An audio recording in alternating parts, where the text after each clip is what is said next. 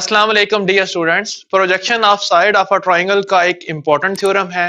इसकी स्टेटमेंट थोड़ी सी लेंथी है जिसमें बहुत सी टर्मिनोलॉजीज इस्तेमाल हो रही हैं। आपने घबराना बिल्कुल भी नहीं है, हम इन टर्मिनोलॉजीज को साथ साथ समझने की कोशिश करेंगे। तो इसमें स्टेटमेंट है prove that in any triangle. तो सबसे पहले क्योंकि ट्रायंगल का जिक्र है तो यहां पर हम लिखते हैं गिवन में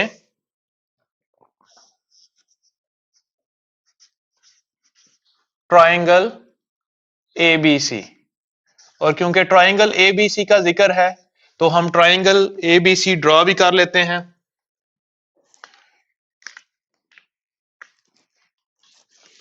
तो यहां पर हम एक ट्रायंगल बना लेते हैं। किसी भी तरह की ट्रायंगल हम बना सकते हैं।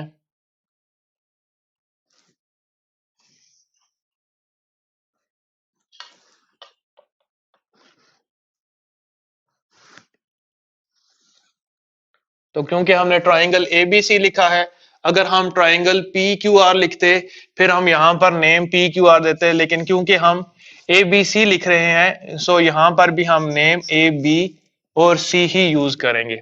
उसके बाद है the square on the side opposite to acute angle. अच्छा देखें, एक्यूट एंगल का जिक्र आ रहा है तो कोई भी ट्राइंगल हो उसमें एटलीस्ट दो एक्यूट एंगल होते हैं।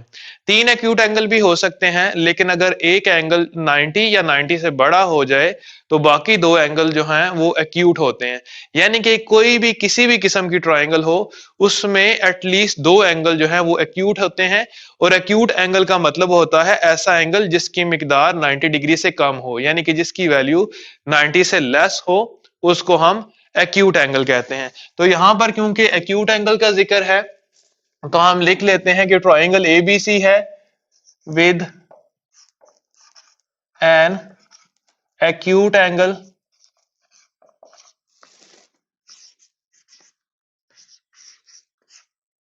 एक्यूट एंगल पॉइंट A पर हम मेंशन कर देते हैं CAB एट पॉइंट A पर।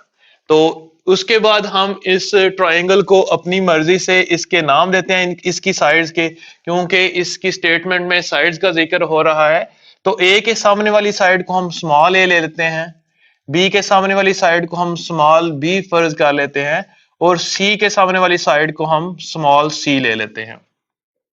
उसके बाद यहां पर हमने ये जो काम किया इसको हम यहां पर लिख लेते हैं टेक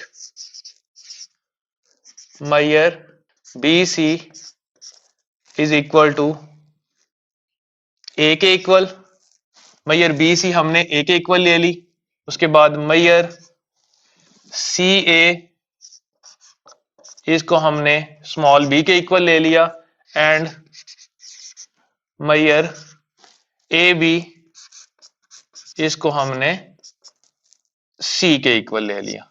अब देखें उसके बाद है अगर हम इसकी स्टेटमेंट पढ़ें तो the square on the side opposite to acute angle is equal to the sum of the squares on the sides containing that acute angle. यानी कि हमने ये इसमें प्रूव करना है कि एक्यूट एंगल हमारे पास है A, हमने एक्यूट एंगल A ले लिया, इसके सामने वाली साइड है BC, इसका स्क्वायर इन दोनों साइड्स के स्क्वायर के सम के इक्वल होगा। और इसके आगे लिखा हुआ है diminished bye twice the rectangle contained by one of दो साइड्स। यानी कि इन दोनों के स्क्वायर का हमने सम करना है और उसमें से डिमिनिश यानी कि उसमें से माइनस करना है ट्वाइस को, यानी कि ये वाली साइड है, ये वाली साइड ले लें या ये वाली साइड ले लें। अगर ये साइड ले लें तो अगर ये साइड ले लें तो इस साइड का प्रोजेक्शन इसके ऊपर ड्रॉ करना पड़ेगा। अगर ये साइड ले लें तो इस साइड का प्रोजेक्शन इसके ऊपर ड्रॉ करना पड़ेगा। प्रोजेक्शन क्या चीज है उसको भी हम देखते हैं, लेकिन यहां पर हम सबसे पहले देखें साइड A भी है तो प्रोजेक्शन क्या चीज होती है उसके लिए हमें AC ये पॉइंट C है, C से परपेंडिकुलर ड्रॉ करते हैं AB के ऊपर। तो यहां पर हम लिखते हैं draw CD perpendicular to AB।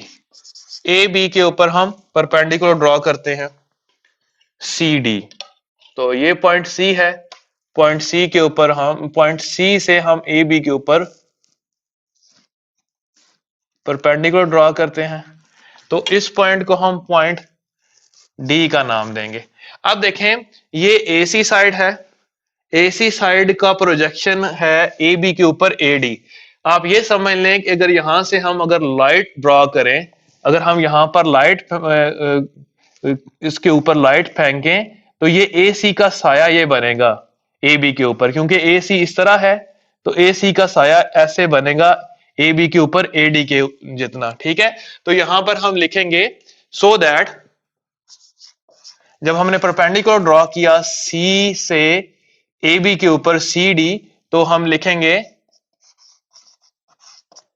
So that A D ये क्या चीज है, इज प्रोजेक्शन, ये प्रोजेक्शन यानी कि साया है ऑफ ए सी का ऑन ए बी। देखें जी दोबारा इसको जरा देख लें, सी से हमने परपेंडिकुलर ड्रॉ किया सी डी, तो सी डी जब परपेंडिकुलर ड्रॉ किया तो फिर ये हमारे पास एक length I A D. A D length क्या है, ये ए सी का साया है ए बी के ऊपर, जिसको हम कहते हैं ए सी का प्रोजेक्शन है A D on A B, यानी कि ए डी प्रोजेक्शन है ए सी का ए बी के ऊपर।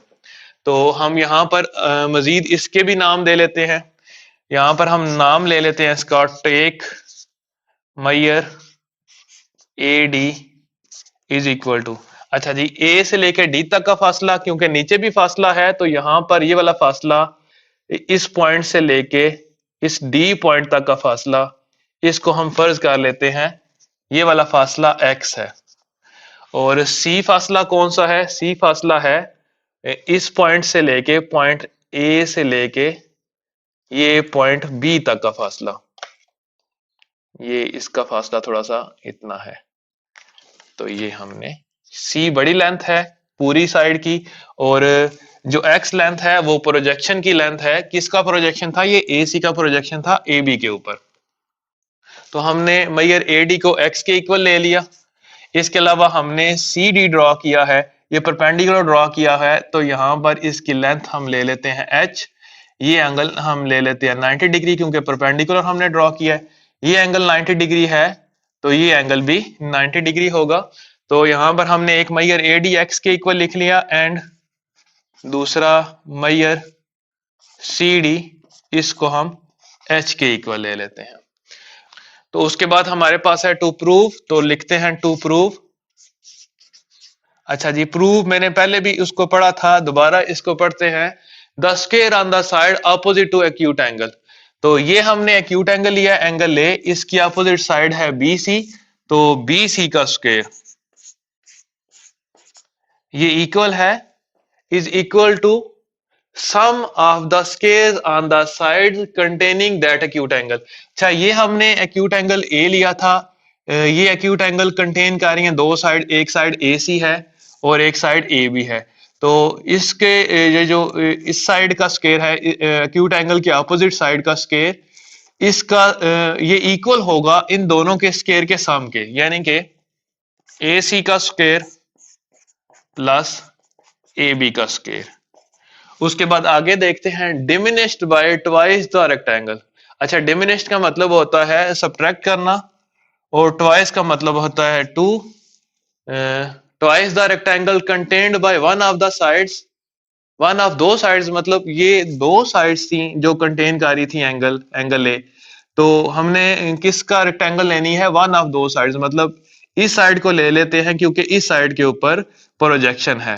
तो रेक्टेंगल कैसे लेंगे, हम रेक्टेंगल लेंगे इस साइड की लेंथ, इस साइड की लेंथ कितनी है ए बी, और क्या लिखा हुआ है आगे, by twice the rectangle contained by one of दो साइड्स, वन ऑफ दो साइड्स तो हमने ए बी ले ली and the projection on it, और इसके ऊपर प्रोजेक्शन क्या है, इसकी इस साइड के ऊपर A D side, A B side के ऊपर प्रोजेक्शन है ए डी, तो ये ए डी, तो हमने यहां पर ए डी लिख लिया। दैट इज हमने ये प्रूव करना है, इसमें बी सी लेंथ है ए का square is equal to A C length है बी का square plus A B length है हमारे पास सी का square minus two A B length है हमारे पास सी और ए डी लेंथ है हमारे पास एक्स। देखें बी सी लेंथ ए कैसे है, देखें ये बी सी लेंथ है तो इसको हमने स्मॉल ए लिया हुआ है, उसके बाद ए सी लेंथ, ये ए सी लेंथ है इसको हमने बी लिया हुआ है, उसके बाद ये ए बी लेंथ है, इसको हमने सी लिया हुआ है। उसके बाद ए बी लेंथ अगेन ये सी है, और ए डी लेंथ एक्स है। तो यहां तक हमारा इसका टू प्रूफ भी हो गया। उसके बाद हमने इसका प्रूफ करना है। तो प्रूफ में दो चीजें होती हैं, प्रूफ में स्टेटमेंट्स होती हैं और रीजंस होती हैं। तो हम यहाँ पर स्टेटमेंट्स भी लिखते हैं और फिर उनकी आगे रीजंस भी बताते हैं कि उसकी रीजन क्या है।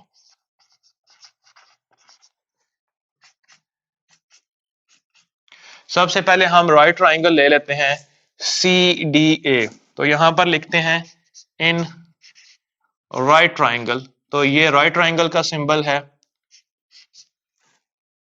C D A. तो सी डी ए ट्राइंगल में angle C D A 90 degree है, क्योंकि हमने सी डी परपेंडिकुलर ड्रॉ किया था ए बी के ऊपर। ये सी डी परपेंडिकुलर है ए बी के ऊपर। तो यहां पर हम लिखेंगे measure angle C D A is equal to 90 degree, और ये गिवन है। उसके बाद क्योंकि ये एक ट्राइंगल राइट ट्राइंगल है, तो इसमें पाइथागोरस थ्योरम अप्लाई कर सकते हैं। पाइथागोरस थ्योरम होता है हाइपोटेनस का square is equal to base का स्क्वायर प्लस परपेंडिकुलर का स्क्वायर। तो यहां पर हमारे पास हाइपोटेनस है ए सी, तो ए सी का square is equal to base है ए डी का स्क्वायर प्लस परपेंडिकुलर है सी डी, तो सी डी का स्क्वायर। तो यहां पर हम लिखेंगे पाइथागोरस थ्योरम, क्योंकि ये पाइथागोरस थ्योरम की स्टेटमेंट है।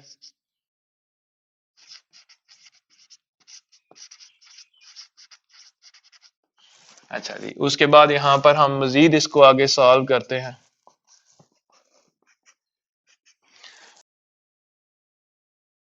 लेफ्ट साइड में हम स्टेटमेंट लिख रहे हैं और राइट साइड पे हम इसकी रीजन लिख रहे हैं। इधर हम स्टेटमेंट लिखेंगे तो देखें ए सी का square is equal to A D का स्क्वायर प्लस सी डी का स्क्वायर। तो ए सी क्या चीज है, देखें ए सी है हमारे पास बी, तो यहां पर हम लिखेंगे बी का स्क्वायर इज इक्वल टू, उसके बाद है ए डी यहां पर देखें तो हमारे पास एक्स है, तो ये एक्स का स्क्वायर आ जाएगा।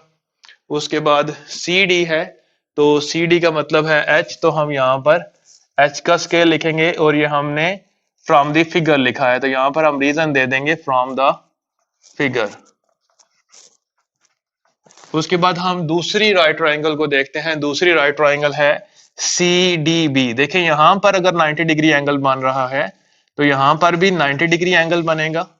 तो यहां पर हम लिखते हैं इन राइट ट्राइंगल, दूसरी राइट ट्राइंगल है सी डी बी।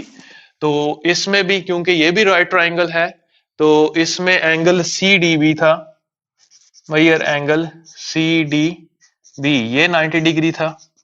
ये गिवन था हमें, क्योंकि हमने गिवन में ड्रॉ किया था perpendicular C D A B के ऊपर, यानी कि ये सी डी हमने परपेंडिकुलर ड्रॉ किया था ए बी के ऊपर। अच्छा जी, यहां पर हम इसके ऊपर भी पाइथागोरस थ्योरम अप्लाई करते हैं। तो पाइथागोरस थ्योरम के अकॉर्डिंग बी सी का स्क्वायर हाइपोटेनस का स्क्वायर इक्वल होता है बेस का स्क्वायर, बेस है इसका बी डी, ये बेस है बी से लेके डी तक, प्लस परपेंडिकुलर है सी डी, तो सी डी का स्क्वायर। तो यहां पर भी हम रीजन देंगे पाइथागोरस थ्योरम कि हमने ये स्टेटमेंट पाइथागोरस थ्योरम से लिखी है। आफ्टर दैट हम बी सी बी डी और सी डी की वैल्यू पुट करते हैं। अच्छा, बी सी की वैल्यू देखें, बी सी लेंथ हमने ली थी ए के इक्वल, तो यहां पर आ जाएगा a square is equal to b d length. अच्छा, बी डी लेंथ ये लेंथ है, तो बी डी लेंथ को हम इन टर्म ऑफ सी और एक्स लिखना चाहते हैं। देखें टोटल लेंथ है ये बी जो है वो सी के इक्वल, यानी कि ये लेंथ सी है। अगर सी में से ए डी निकाल दें, मतलब ये टोटल सी है, सी में से ये वाली लेंथ निकालते हैं, तो ये लेंथ बचती है जो कि बी डी के इक्वल है।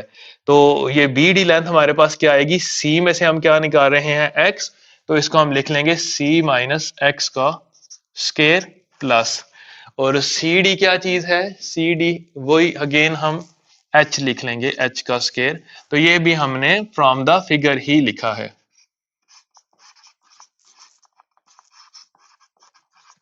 अब हम इस स्क्वायर को ओपन करते हैं, इसको इस तरह भी लिखा जा सकता है या इसको हम इस तरह लिख सकते हैं, ए का square is equal to a minus b का होल स्क्वायर है, a square minus 2ab plus b का स्क्वायर, बी की जगह एक्स का स्क्वायर है, प्लस एच का स्क्वायर है।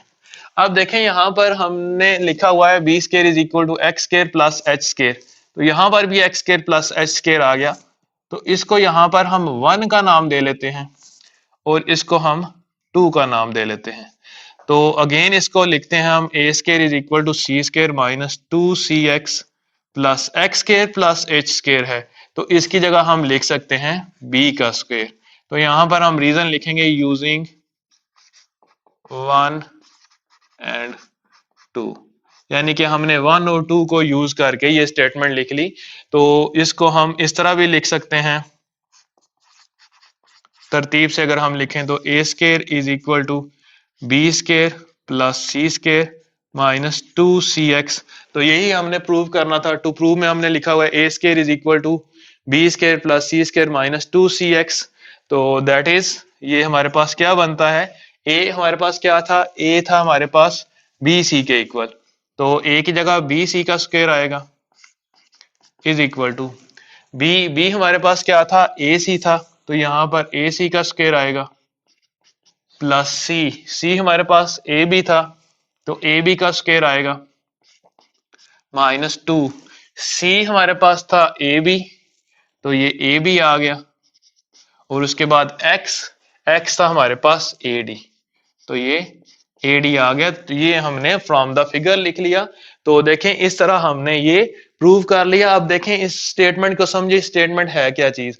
देखें बी सी क्या था, बी सी वो साइड थी जो एक्यूट एंगल के अपोजिट थी, तो एक्यूट एंगल के अपोजिट जो साइड थी उसका स्क्वायर इक्वल आया उन दोनों साइड्स के स्क्वायर के सम के जो इस एक्यूट एंगल को कंटेन करती हैं। देखें ये एक्यूट एंगल था, इसको कंटेन करती है ये साइड ए सी और ये साइड ए बी, तो इन दोनों के स्क्वायर का सम माइनस 2ab माइनस क्या था, आगे वर्ड लिखा हुआ था डिमिनिश, डिमिनिश का मतलब होता है कम करना, bye twice the rectangle, diminish bye twice, twice का मतलब होता है 2, रेक्टेंगल का मतलब होता है दो ऐसी लेंथ का प्रोडक्ट जिन जो आपस में इक्वल ना हो।